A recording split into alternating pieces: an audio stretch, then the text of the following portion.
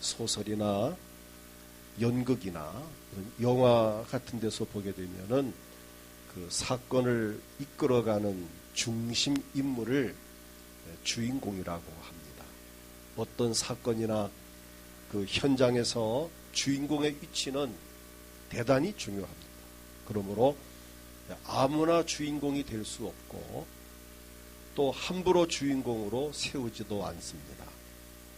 인류 역사를 보면 그 시대를 이끌어가는 주인공들이 많았습니다. 성경에 기록된 많은 사건 가운데에도 많은 주인공들이 등장을 합니다. 어떤 상황에서 주인공이 등장을 한다기보다는 하나님께서 그 시대에 맞는 사람을 주인공으로 세우시고 또 하나님 뜻에 맞는 사람을 그를 또 어떤 주역으로 쓰시는 것을 이렇게 볼 수 있습니다. 오늘 읽어드린 이 창세기 37장을 보면은 야곱의 가정 이야기가 나옵니다. 누가 뭐라 해도 여기에서 주인공은 요셉입니다. 여기에서 이 요셉이 주인공 되게 하신 그 하나님, 오늘 말씀의 제목이 주인공이 되게 하시는 하나님이신데, 오늘 제가 바라는 것은 여기 계신 모든 분들이 가정에서나 또 직장에서나 사회에서나 어디에서나 정말 주인공적인 삶을 살아갈 수 있기를 축복합니다. 하나님은 저나 여러분을 어떤 환경, 어떤 단체, 어떤 모임, 어떤 상황에서도 충분히 여러분을 주인공으로 세우실 수 있는 하나님이십니다. 오늘 본문에 요셉이라는 사람, 야곱의 아들 12명이 있는데 그 중에 11번째 아들인 요셉이 역사의 주인공이 되었습니다. 오늘 그 주인공 되게 하신 하나님의 역사를 오늘 구체적으로 보게 되면, 첫째로 하나님은 저나 여러분을, 오늘 본문의 요셉을 반전의 주인공이 되게 하셨습니다. 그러니까 드라마나 영화나 어떠한 또 이런 운동 스포츠 경기를 보다 보면은 이 반전의 역사가 있죠. 게임에서 지다가 역전승 거두는 경우, 참 주인공이 수세에 몰려서 막 죽을 뻔하다가 또 살아나는, 실패하다가 성공을 하는 이 드라마도 사실 반전 드라마가 더 스릴이 있지 않습니까? 근데 하나님은 저나 여러분의 삶을 반전시키시는 하나님이십니다. 야곱에는 12아들이 있었습니다. 그 중에 요셉은 야곱의 노년에 얻은 아들이기에 모든 형제들보다 더욱 사랑을 받았다고 오늘 창 37장 3절 보면은, 노년에 얻은 아들이므로 이스라엘이 여러 아들보다 그를 더 사랑하므로 그를 위하여 채색 옷을 지었더니, 색동옷을 입힌 것은 일도 시키지 않고 그냥 이뻐만 해주기 위해서 채색 옷을 입혔던 겁니다. 요셉은 아버지의 사랑을 독차지하다시피 하면서 자랐습니다. 어느 날 요셉이 꿈을 꾸었는데 그 꿈이 예사롭지 않은 꿈이었습니다. 그것도 2번이나 특별한 꿈을 꾸었는데, 하나는 7절을 보게 되면 밭에서 곡식단을 묶고 있는데 갑자기 곡식단 11단이 벌떡 일어나더니 요셉의 단에게 곡식단이 절을 하는 겁니다. 이 보통 꿈이 아니잖아요. 또 그 다음 또 꿈을 꾸었는데 9절에 보게 되면은 요셉이 그 형도 이렇게 말합니다. 내가 꿈을 꾼즉 해와 달과 11별이 내게 절을 하던다. 해는 아버지를 말하고 다른 엄마를 말하고 11별은 자기 형제들을 말합니다. 그거 뻔하잖아요. 그 형들이 볼 때 기분 나쁘죠. 야, 또 11번째 되는 순서가 11번째에 불구하고 그럼 우리가 우리 아버지 어머니가 또 너 형들이 너에게 절을 한단 말이냐, 까불고 있어 라고 하면서 아마 꾸지람을 주었겠죠. 매우 불쾌한 꿈이었지만 그러나 그 아버지는 그것을 새겨듣습니다. 요셉도 그 꿈을 간직합니다. 자, 11절을 보면은 그 형들이 시기를 하되 그의 아버지는 그 말을 간직해 두었더라고 합니다. 그러한 요셉에게 꿈이 이루어지기 전에 먼저 시련이 닥쳐옵니다. 요셉이 17살 되던 어느 날 아버지의 심부름을 하기 위해서 형들이 일하는 목장을 갑니다. 18절을 보면은 요셉이 그들 가까이 오기 전에 그들이 요셉을 멀리서 보고 죽이기를 꾀하여, 이 앞에 지난 얼마 전에 꿈 얘기한 것이 형들 마음이 불편한 거예요. 저는 봐라, 건방진 놈, 동생이지만은 못 봐주겠다. 아버지 사랑 독차지하고 뭐 우리가 저한테 절을 해? 말도 안 돼. 미워하기 시작을 한 거예요. 그래서 우리가 저 동생을 우리가 죽이자. 이 시기라는 것이 이렇게 무섭습니다. 형제가 아닌데도 불구하고 시기가 나니까 죽이려는 마음을 품습니다. 자, 형들의 음모가 시작되었습니다. 23절과 4절을 보면은 요셉이 그들의 형들에게 이름에 그 형들이 요셉의 옷, 그가 입은 채색 옷을 벗기고 그를 잡아 구덩이에 던지니, 그 구덩이는 물론 물이 없는 빈 구덩이였습니다. 그러나 거기서 죽게 하자는 겁니다. 이미 형들은 동생을 죽인 거나 마찬가지, 마음속으로. 그런데 차마 죽이지 못하고 미디안 상인에게 은 20에 그를 팔아넘깁니다. 28절 보면은 아까 읽은 말씀인데 그를 은 20에 미디안 상인에게 팔아. 그래서 인류 최초 인신매매단이 요셉의 형들이고 그게 성경에 기록되어 있습니다. 자, 이처럼 여러분 아버지의 사랑을 독차지한다는 이유 때문에 형들에게 미움받은 것까지, 오늘 저나 여러분이 하나님의 사랑을 독차지한다는 것 때문에, 우리가 하나님 사랑을 받는다는 것 때문에 생각지 못한 시련이 우리에게 올 수 있습니다. 핍박이 있고 환난이 있고 어려움이 있는 것은 저나 여러분이 하나님의 사랑을 받기 때문에, 남보다 복을 더 받았거나 남보다 은혜를 더 받았을 때에 그것을 좋게 보지 않는 사람들이 시기하거나 못마땅 여겨서 은근히 이렇게 핍박을 하고 시험한 경우도 있습니다. 그러나 낙심하지는 마십시오. 오늘날 우리에게 오는 모든 시험은 우리가 하나님의 사랑을 받고 있다는 뚜렷한 증거인 줄을 믿습니다. 이제 요셉의 삶의 반전이 시작됩니다. 미디안 상인들은 요셉을 형제들에게 사가지고 애굽 나라에 가서 바로의 치리대장 보디발에게 팔았습니다. 36절 보게 되면 미디안 사람이 그를 애굽에서 바로의 신하 친위대장 보디발에게 팔았더라. 형들에게 배신을 당하는 아픔과 노예로 팔려가는 슬픔을 당하고 보디발 집에서도 억울하게 누명을 쓰고 그는 또 감옥에 갇히게 됩니다. 그 아픔과 상처를 많이 받았어요. 그런데 하나님은 마침내 요셉을 애굽 나라에서 총리가 되게 하셨습니다. 창세기 41장 41절을 보면은 바로가 요셉에게 이르되 내가 너를 애굽 온 땅에 총리가 되게 하노라 하고 대반전의 역사가 일어났습니다. 훗날 가나안 땅과 애굽 온 땅에 흉년이 들었고 야곱의 아들들이 애굽으로 양식 사러 왔고 양식을 사기 위해서 당시 총리인 요셉에게 형들이 땅에 엎드려 절을 하는, 그야말로 수십 년 전에 꿈을 꾸었던 요셉의 꿈이 현실로 이루어지는, 자, 창세기 46절 보게 되면 때에 요셉의 나라의 총리로서 그 땅 모든 백성에게 곡식을 팔더니 요셉이 형들에 와서 그 앞에 땅에 엎드려 절하매. 완전 반전이죠. 자기 동생을 죽이려고 했다가 차마 죽일 수 없어서 인신매매를 했던 그 형들이 이제 동생이 애굽 나라에 가서 총리가 되었고 나라의 실권을 쥐고 있어 왕다음과는 자리에 있습니다. 그때 자기 나라에 흉년이 들어 양식을 사러 애굽 나라에 갔다가 어쩔 수 없이 총리 앞에 가서 무릎 꿇고 절을 하는데 그들은 그 총리가 자기 동생인 건 생각도 못하죠.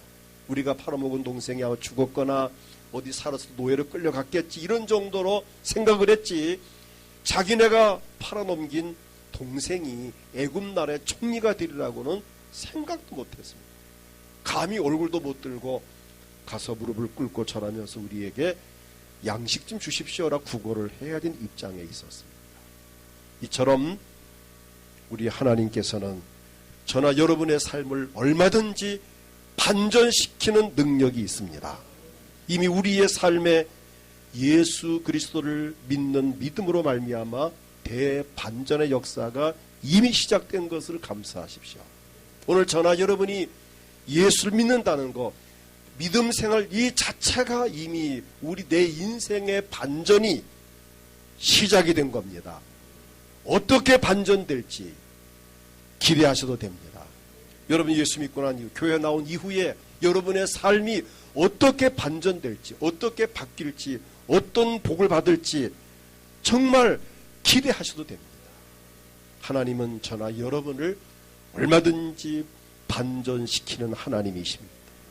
이미 시작된 내 인생의 대반전이 일어나기까지 낙심하지 말고 기다리고 포기하지 않고 기다리면 때가 되면 반드시 저나 여러분을 높여주시고, 아, 내가 예수 믿기를 잘했다, 내가 교회 나오기를 잘했다, 내 인생에 이제 정말 이제 꽃길만 걷게 되었구나, 내가 지금은 가시밭길을 걷고 흙길을 걷고 있지만 내 인생 꽃길이 열렸구나 라고 하는 때가 반드시 저나 여러분에게 올 줄을 믿습니다. 이미 그 길을 걷고 있습니다. 그러나 현재 그것으로 내 인생의 전부는 아닙니다. 앞으로 가면 갈수록 점점 내 인생의 삶은 더 평탄하고 더 형통하고 더 행복하고 더 잘 될 것을 기대하십시오. 하나님은 능히 그렇게 우리를 할 수 있습니다. 그 다음 두 번째는 형통의 주인공이 되게 하셨습니다. 불행 중 다행입니다. 창세기 39장 1절을 보게 되면 요셉이 이끌려 애굽에 내려가며 바로의 신하 친위대장 애굽사람 보디발이 그를 그리로 데려간 이스마엘 사람 손에서 요셉을 산이라. 다행스러운 것은 비록 인신매매를 당하긴 했지만은 다행스러운 것은 친위대장 애굽의 왕 밑에 있는 신하의 집에 팔려간 것이 그의 인생에 참 다행이었습니다. 비록 형들에게 팔림을 당했지만 불행 중 다행으로 애굽 나라 바로 왕의 실권을 가진 보디발이라는 그 사람 집에 가서 성실히 일을 하게 되는데 어린 나이에 팔려온 요셉, 그러나 실망하거나 낙심하지 아니하고 믿음으로 성실하게 살아갔습니다. 이 중요한 것은 저나 여러분이 어디를 가든 무엇을 하든 그 현장에서 성실하게 사는 것이 이게 귀합니다.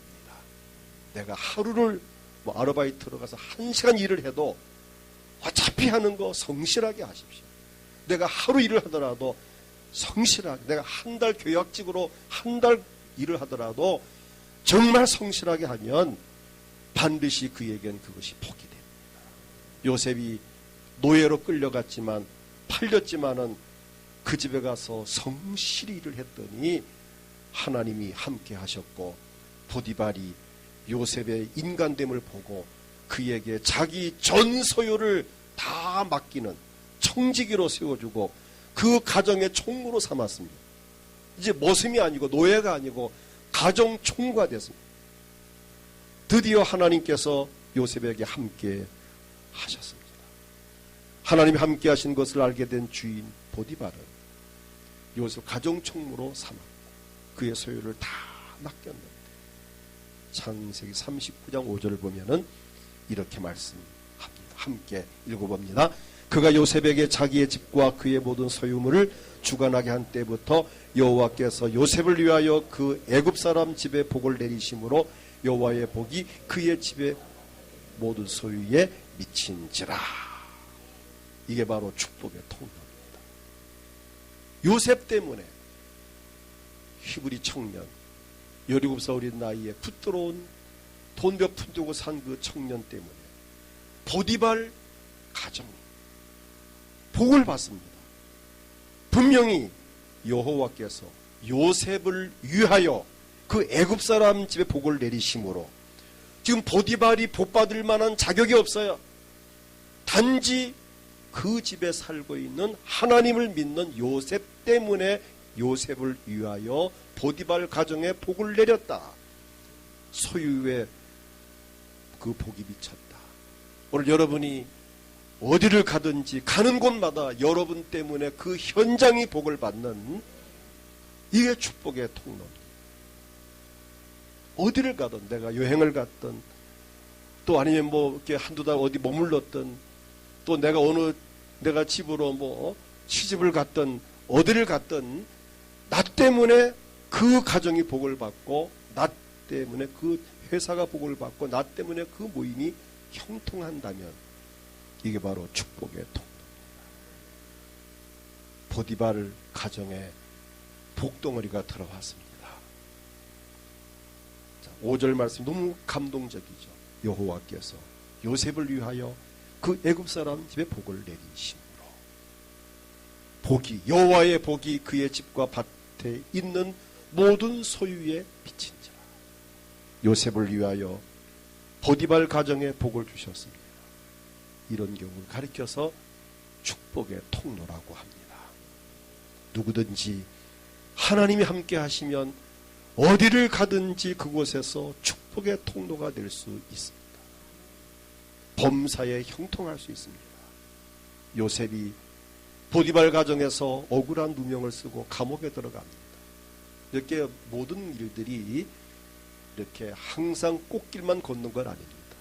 항상 햇볕만 드는 게 아닙니다. 인생 삶은 햇볕도 들다가 양지가 음지되고 음지가 양지되고 꽃길도 걷다가 흙길도 걷다가 이게 우리 인생 높낮이가 있어요.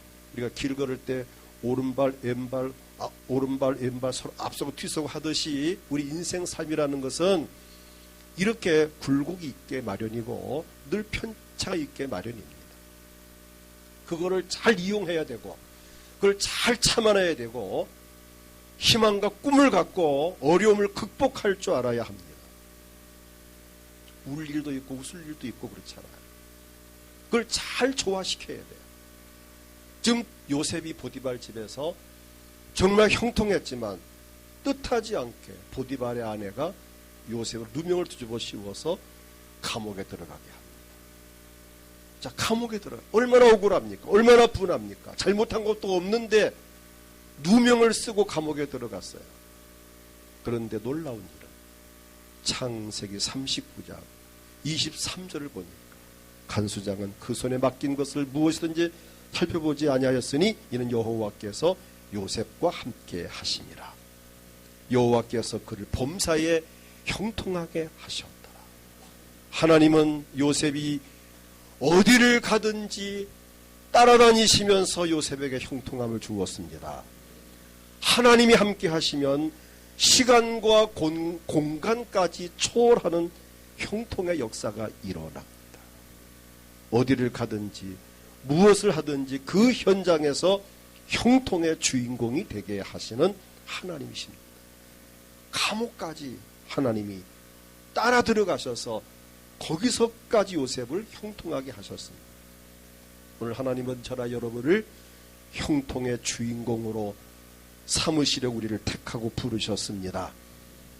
비록 아직은 좀 불통하고 어렵고 아픔이 있을지라도 하나님께서 내 인생을 얼마든지 만사 형통케 하실 것을 기대하고 믿음으로 참고 기다리십시오. 반드시 형통할 날이 옵니다. 그 다음 셋째는 성공의 주인공이 되게 하셨습니다. 총리가 되었습니다. 아무 잘못도 없이 억울한 게 감옥에 가게 된 요셉은 왕의 신하를 만나게 되고 감옥에서 그들은 왕에게 죄를 범하고 갇힌 죄를 지은 들어온 사람들인데 요셉이 그들의 꿈을 해몽해 줍니다. 꿈 해몽해 준 대로 한 사람은 복직을 하고 한 사람은 사형을 당했습니다. 근데 복직한 그 사람이 요셉에게 늘 고마운 마음을 갖고 있었어요. 근데 몇 년 후에 그 나라 왕 바로 왕이 꿈을 꾸었는데 도대체 이 꿈 해몽을 할 수가 없습니다. 이때 꿈 해몽을 받아 복직받은 그 신하가 왕이여, 내가 몇 년 전 왕에게 죄를 범하고 감옥에 들어갔을 때 꿈을 꾸었는데 내 꿈을 그 감옥에 있는 청년 요셉이라는 청년이 해몽해 주었고 그 해몽대로 나는 복직을 해서 이렇게 왕 앞에 서 있고 내 동료는 사형을 당했습니다. 그 청년을 불러다가 꿈 해몽 받는 것이 어떻겠습니까? 왕이 좋다. 당장 그를 불러오라. 그래서 요셉이 감옥에서 왕궁으로 꿈 해몽을 하러 갑니다. 어떻게 됐을까요? 하나님 요셉에게 지혜를 주어서 그 바로 왕이 꾼 그 꿈을 정확하게 해석을 해 주었습니다. 앞으로 이 땅에 7년 동안 풍년이 듭니다. 풍년 들 때에 창고를 많이 짓고 곡식을 가득가득 쌓아 놓았다가 7년 후에는 반드시 7년 동안 흉년이 오는데 그 흉년 때에 이 곡식을 파십시오. 수출을 하십시오. 이거였습니다. 그 꿈이 적중됐습니다. 이때에 이 왕이 너무너무 고맙고 감사해서 창세기 41장 43절을 보게 되면 요셉을 총리로 임명을 합니다. 자기에게 있는 복음 수레에 그를 태우매 우리가 그 앞에 소리를 지르기를 엎드리라 하더라. 바로가 그에게 애굽 전국을 총리로 다스리게 하였더라. 왕 다음 가는 자리, 분명히 자기 있는 복음 수레에 그를 태우고 복음 수레, 왕과 복음가는 같은 수레를 태울 정도로, 그러니까 2인자가 된 겁니다. 세상에 17살 인신뱀의 단에 팔려간 어린 소년 요셉이 애굽 나라에 가서 총리가 되다니요. 아무 스펙도 없는 사람이 13년 만에 나이 30살에 애굽이라는 대제국에서 총리가 된다는 것. 여러분 상상이 갑니까? 나라의 총리가 되려면 정규 대학을 나오고 정치 외교학이나 정치학이나 뭔가 리더를 위한 공부를 해야 되고 정치를 배워야 되는데 이 총리가 아무나 되는 게 아니잖아요. 근데 그는 나이 30살 팔려온 어린 소년이 총리가 되었습니다. 그래서 성경은 말씀합니다. 사무엘상 2장 6절로 8절 보면은 여호와는 죽이기도 하시고 살리기도 하시며 스울에 내리게도 하시고 거기에서 올리기도 하시는도다. 여호와는 하나님이죠. 하나님은 가난하게도 하시고 부하게도 하시며 낮추기도 하시고 높이기도 하시는도다. 가난한 자를 진토에서 일으키시며 빈궁한 자를 거름더미에서 올리사 귀족들과 함께 앉게 하시며 영광의 자리를 차지하게 하시는도다. 땅의 기둥들은 여호와의 것이라 여호와께서 세계를 그것들 위에 세우셨도다. 인생의 성공과 실패와 인생의 높낮이를 주관하는 분이 우리 하나님이십니다. 요셉의 성공은 대반전입니다. 요셉이 애굽에서 총리가 되리라고 누가 예상했겠습니까? 낯선 타국으로 노예로 팔려간 사람이었습니다. 친척도 한 사람이 없어요. 친구도 없어요. 감옥에 들어간 요셉을 누구 하나 면회를 오거나 그를 변해줄 사람도 없었습니다. 얼마나 애롭고 힘들었습니까? 아무도 알아주는 이가 없었으나 그러나 하나님께서는 한순간도 요셉을 떠나지 않으셨습니다. 요셉을 따라다니시면서 형통하게 하셨습니다. 요셉에게 복을 주었습니다. 마침내 그 나라의 총리로 성공을 하게 하셨습니다. 그야말로 성공의 주인공이 되게 하셨습니다.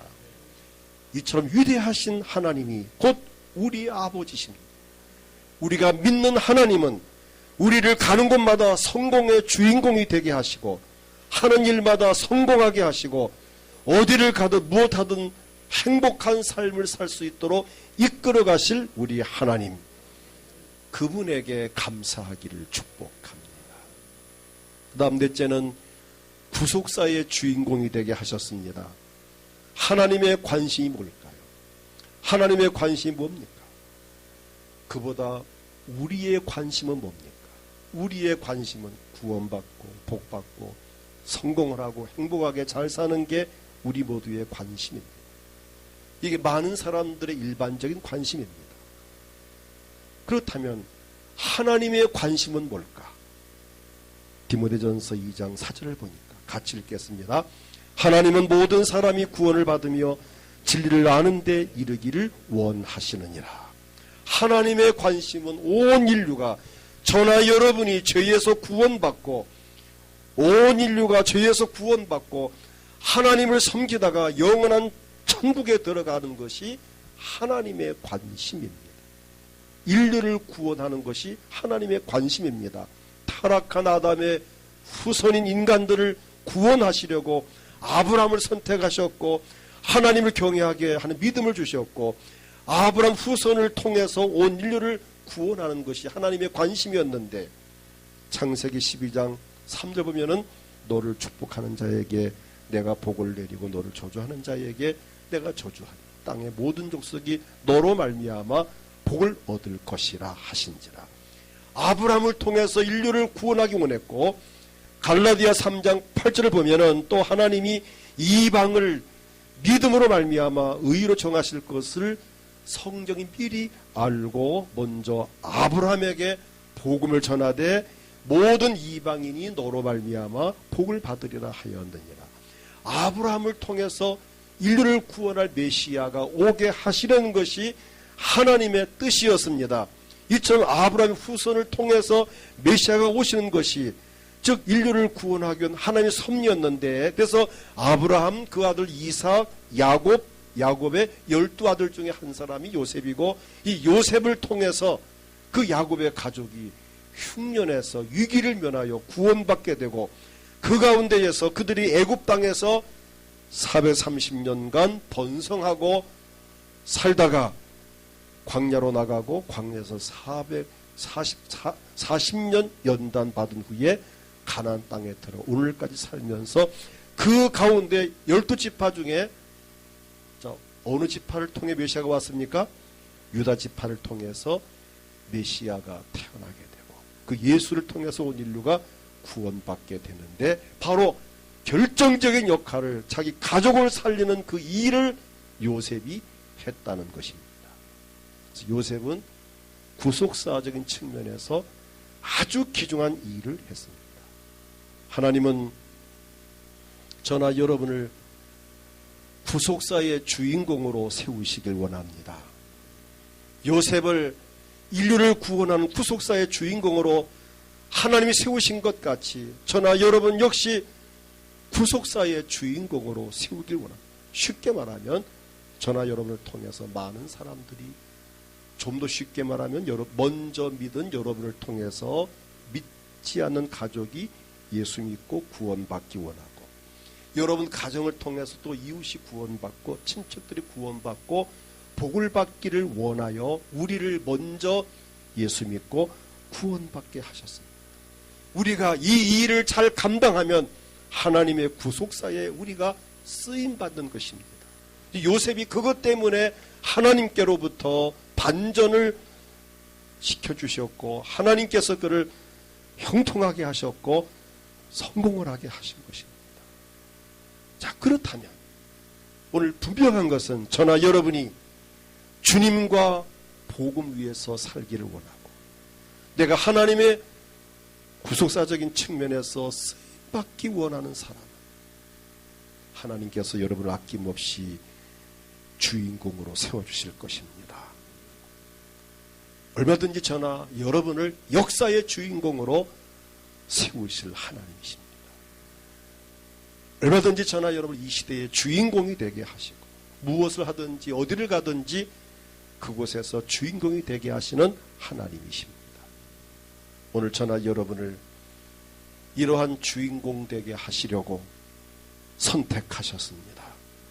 우리를 주인공으로 삼으시려고 예수님을 이 땅에 보내셨고 예수님도 나를 위하여 십자가에 피 흘려 죽으셨습니다. 그 피로 우리가 구원을 받았습니다.